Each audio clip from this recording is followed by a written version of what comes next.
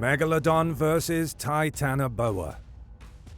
Who would win between these two prehistoric giants?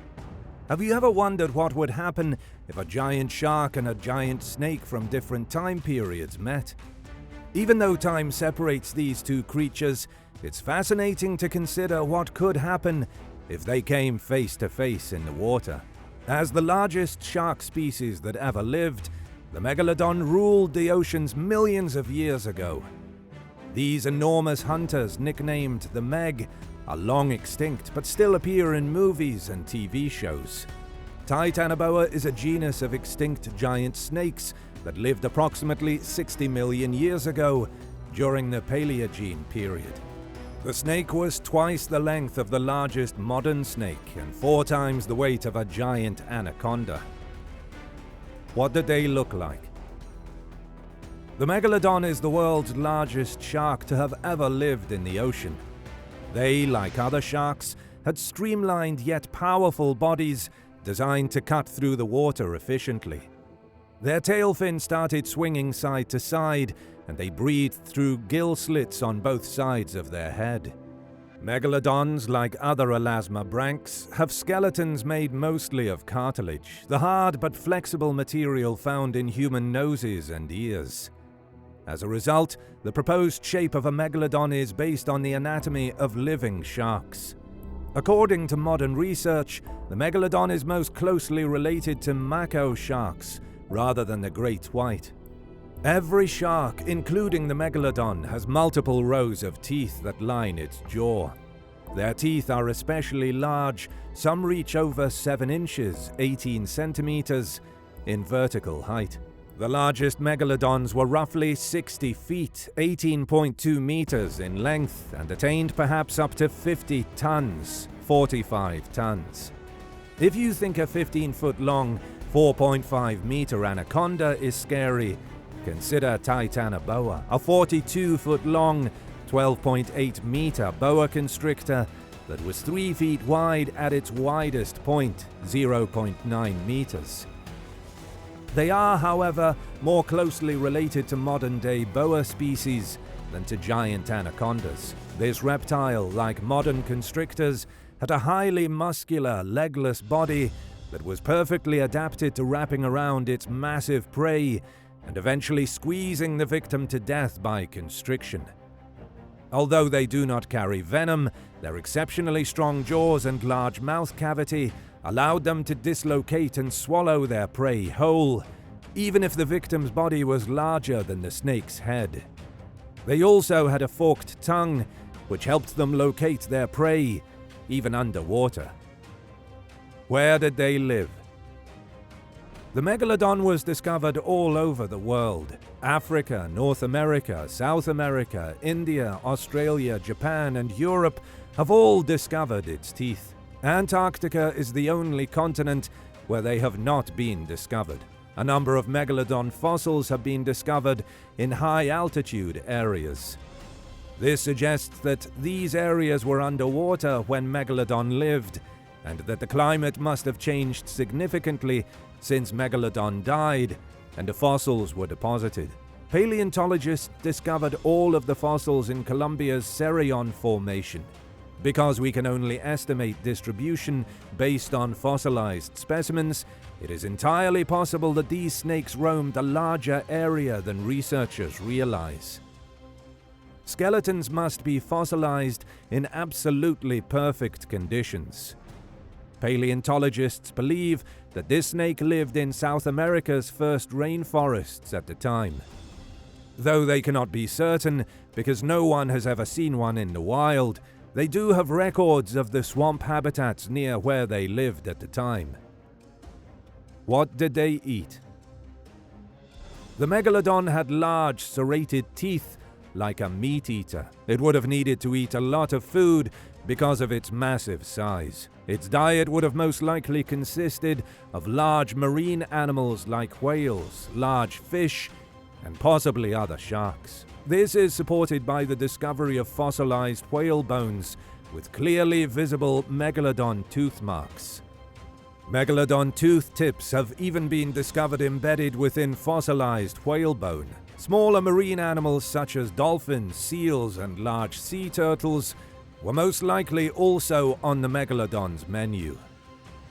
One would think that a snake of Titanoboa's size could eat whatever it wanted, but scientists believe the snake ate mostly fish. The snake's palate, as well as the number and anatomy of its teeth, led them to this conclusion. The fish were most likely lungfish or osteoglossomorphs, which are bony fish. Most of these fish are now extinct. Titanoboa most likely ate other reptiles, crocodilians, and birds when it wasn't eating fish. A grown Titanoboa could easily defeat a 300-pound turtle. How did they behave in the wild? Because they preyed on much larger prey, this species' hunting behavior was unlike any other living today. The presence of Megalodon bite marks on whale fossils suggests that the sharks targeted vital organs. Their powerful bite and teeth could easily crush through skin and bone. Researchers also suspected that they rammed into their prey in order to crush or stun it. While it is impossible to speculate on these sharks' exact reproductive strategies, we do have an idea of their life cycle. Female megalodons are thought to have given birth in nursery areas where the pups would be safe from predators. The Titanoboa spent the majority of its time submerged. The Titanoboa spent most of its terrestrial time slithering around trees due to its large size. The Titanoboa's size would have made it difficult for it to climb trees. Because of the buoyancy of water, the snake may have been more dangerous while in water. Now let's see who would win a fight between the biggest shark that ever lived and the biggest snake that ever lived.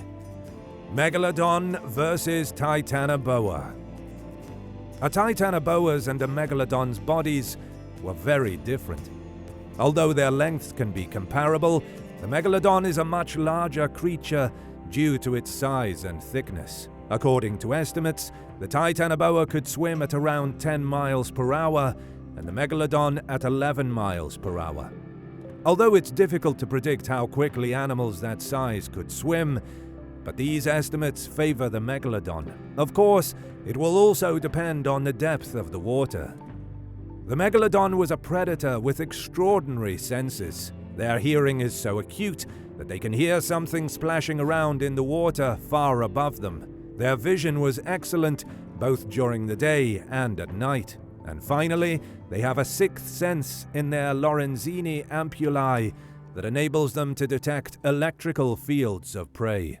The Titanoboa had pit organs to help them identify heat coming off of other animals.